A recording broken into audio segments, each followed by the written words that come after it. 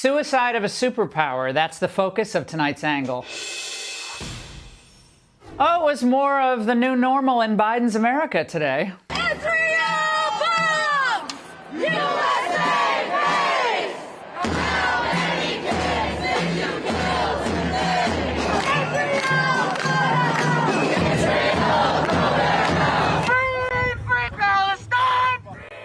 Free Palestine! And it was more peace and love for the pro-Iran coalition in Chicago on Saturday. I'm going to teach you a chant in Persian that you can use if you ever encounter those Zionist freaks. You're going to say, Marg Bar. Marg Bar. Marg Bar Israel. Marg Bar Israel. It can mean death to or down with. So, can we get a Marg Bar America? We can get a Marg Bar America. Yes, we can. Marg Bar America. Marg Bar America.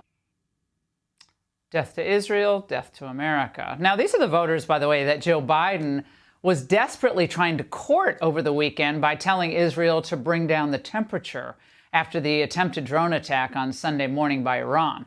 Now, it's been a muddled mess and an embarrassment to the United States. Mr. President, what is your message to Iran in this moment? Don't. The U.S. confirming that Iran has fired a barrage of drones and missiles toward Israel, a significant escalation in the Middle East. Has President Biden considered maybe beefing up the public Iran posture to be more than just one word? You're referring to don't. Yeah. And so let's talk about. And they did it anyway. And let's talk about what we. Now, let's pause for a moment and realize, first off, that this isn't 1994. It's not 2004. America, sadly, is not the force she once was. Now, how can we be?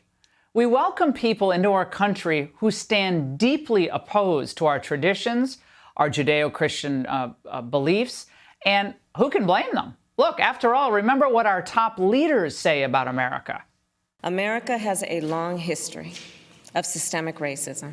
Addressing profound inequities, including systemic racism. We're going to rip out the systemic racism that still infects our laws, our institutions, our culture. Now, these aren't the words of a superpower, because a superpower is proud and resolute. America under Biden is ashamed and shaky. Now, way back in 2011, Pat Buchanan predicted all of this in his bestseller, Suicide of a Superpower. Will America survive to 2025?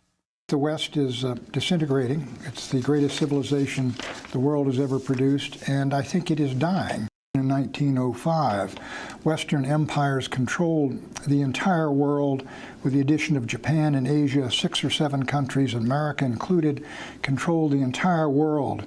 We went through 2 world wars that carried off something like 100 million people. All these Western nations, they all lost their empires. Almost all have lost their armies and navies. They have lost their basic fundamental Christian faith. Their culture has begun to disintegrate, and the people have begun to die. Now we see that Buchanan really was right, as usual. Today, the same people who got us into this mess are now somehow stunned that Americans are opposed to more foreign intervention, more money for Ukraine. And those same people think that America is weaker and our enemies are stronger because the American people are the problem. And the representatives in the House lack the will to stand up to our enemies. And these same people think that if we just agreed to borrow more money, if we agreed to take on more commitments to other countries, if we agreed to trust Biden and his team even more, then things would be better. Well, they are completely wrong. The American people are still loyal, they're still patriotic, they're still committed to building a richer and safer world for everyone. Most still support Israel, they still mistrust Vladimir Putin, they still want America to be number one. The problem isn't the American people. The problem is what our leaders have done to the American people and America. Measured on the basis of purchasing power parity, China's economy is now larger than ours. The United States is over $34 trillion in debt and counting. The United States intel community lacks credibility. And young people, they're not interested in joining the military anymore. Government geniuses gave in to globalization and gutted our jobs. Look, the United States is hated around the world. That wasn't an accident. It resulted in part from the constant drumbeat of anti-American propaganda put out by Hollywood and our own government. By the way, both constantly tell the world that America is irredeemably greedy, polluting everything, racist, evil. Who can forget Obama's apology tour? Now, these conditions mean that the United States doesn't have the type of leverage that we once did in world affairs. And of course, Biden, he's just made everything worse. He's simply not credible as a global leader. We have become, sadly, under Biden, a laughingstock. Can you ever imagine him putting him on the phone with other world leaders? Imagine listening to those calls.